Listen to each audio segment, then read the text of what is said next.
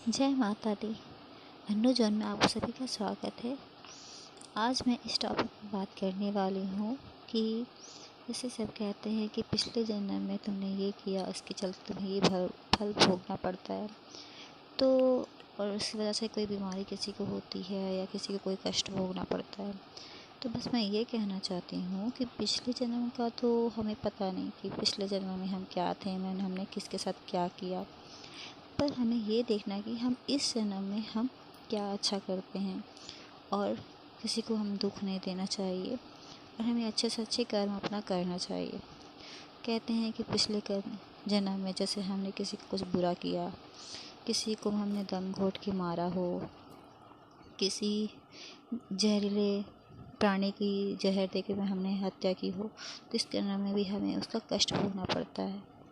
ये कष्ट तो भोगना पड़ता है ज़रूर, लेकिन अगर आप इस जन्म में जैसे अगर आपको मच्छर काट रहा हो तो आप उसे तो मारोगे ही।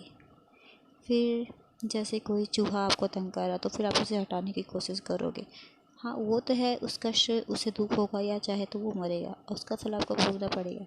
लेकिन ये कर्म तो आपको करना ही है और ये सब ऊपर वाला ही कराता है। और ये इसका कष्ट या इसका कर्म आपको भोगना पड़ेगा, लेकिन आप इसको ज़रूर करेंगे क्योंकि आपको उससे उस समय आपका बचाव करना है और ये आप करेंगे ज़रूर, नहीं तो आपको फिर कष्ट होगा। क्या यह नीति है या करना है या होगा ही।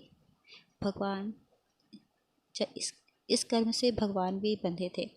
भगवान श्री राम ने कैकेयी से कहा कि कैकेयी जो पहले जन्म में की बात है, कैकेयी से कहा कि आपको आपका जो नाम है वह किसी को कोई बेटी के नहीं रखा जाएगा। आपको ऐसा करना कि आपको मुझे वनवास भेजना है और इसकी वजह से आप विधवा हो जाएंगी और आपका कोई नाम नहीं रखेगा, आपको माता के नाम से कहलाएंगी।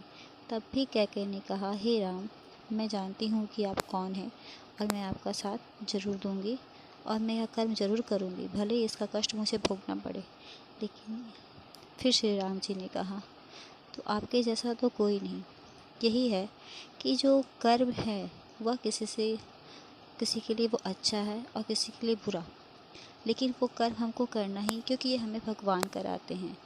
और फिर भगवान ने ही कैकेयी माता को फिर आशीर्वाद दिया कि आप पिछले जन्म में माँ यशोदा के रूप में आप यशोदा के रूप में आएंगी और मैं आपका बेटा बनूंगा।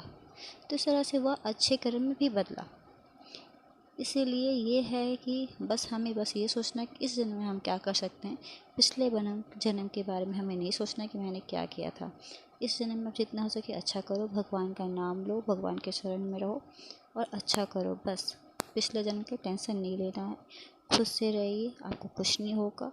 बस भगवान का ध्यान कीजिए, श्री राम का ध्यान कीजिए, कृष्ण का ध्यान कीजिए। भगवान कृष्ण जी भी कहा अर्जुन से, जब अर्जुन डर गए कि हमारे अपने हैं, मैं उन्हें कैसे मारूंगा, उसका तो मुझे श्राप मिलेगा। तो इससे कृष्ण जी कहा, ये देखो तुम्हें कर्म करना पड़ेगा, क्योंकि यह अगर आप उसे नहीं मारोगे तो दुनिया में और अपराध फैलते जाएंगे। इसके लिए तुम्हें हथियार उठाना पड़ेगा और अपनों को मारना पड़ेगा। और यह अर्जुन ने किया और उसका फल भी उन्हें भोगना पड़ा, उसका प्राप लगा, श्राप लगा। फिर उसके लिए उन्होंने भगवान शिव जी की पूजा की, जिससे उन्हें उस श्राप से मुक्ति मिली। तो ये हर कष्ट का समाधान है जो भगवान हमें देते हैं और उस उपाय को करने से हमारे कष्ट दूर होते हैं। बस हमें अच्छे कर्म करना है और अच्छे कर्म में किसी को मारना भी पड़ता है। जैसे कोई दुष्ट है तो आपको उसको तो मारना ही पड़ेगा, ऐसा नहीं कि आप उसे छोड़ दो। तो यही है, भगवान माता दुर्गा जी ने भी महिषासुर का वध किया, अगर नहीं मारती तो फिर क्या होता। तो ऐसा नहीं है, हर कष्ट जो है ज़रूरी नहीं है कि आपको कुछ नहीं कर्म किया या उसका वजह से, उसको आप नहीं सोचना है, टेंशन नहीं लेना। बस भगवान का ध्यान करें, श्री राम का ध्यान करें। और अच्छा लगा तो please like comment and share ज़रूर कीजिए। और मैं चाहती हूँ किसी को किसी बात का चिंता न रहे, बस भगवान का वो चिंतन और मनन करें। जय माता दी।